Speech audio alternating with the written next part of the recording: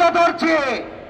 এই জন্য এটাকে আমাদের দুর্বলতা মনে করার কোন অবকাশ নাই। প্রিয় বন্ধুরা আমার, আমি এই প্রশাসনের উদ্দেশ্যে বলতে চাই, এটাই কি লেভেল প্লেইং ফিল্ডের নমুনা? ধিক্কার জানাই আপনাদের। আপনারা নিরাপত্তা দিতে ব্যর্থ হয়েছেন।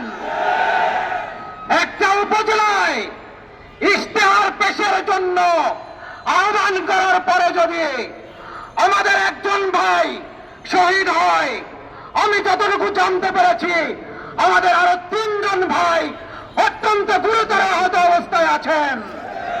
50 জন ভাইকে আহত করা হয়েছে। এটা যদি হয় প্রশাসন আপনাদের নিরাপত্তার নমুনা, তাহলে আগামী 12 তারিখে আপনারা জাতিকে নিরাপত্তা দিতে ব্যর্থ হবেন। কাজে অবিলম্বে সন্ত্রাসীদেরকে গ্রেপ্তার করুন, তাদেরকে দৃষ্টান্তমূলক শাস্তির আওতায় আনুন। তাহলে সারা দেশে এমন বারুদ, এমন অগ্নিগিরি জ্বলে উঠবে, সেই আগুনের লেলিয়ান শিখায় আপনারা বিএনপির সন্ত্রাসীরা জ্বলে পড়ে ছারখার হয়ে যাবেন। আমি আগামী দিনের আজাদীর সংগ্রামে সবাইকে আরো কঠিন কর্মসূচি এলে সেখানে অংশগ্রহণের আহ্বান জানিয়ে আমার কথা শেষ করছি। আল্লাহ হাফেজ।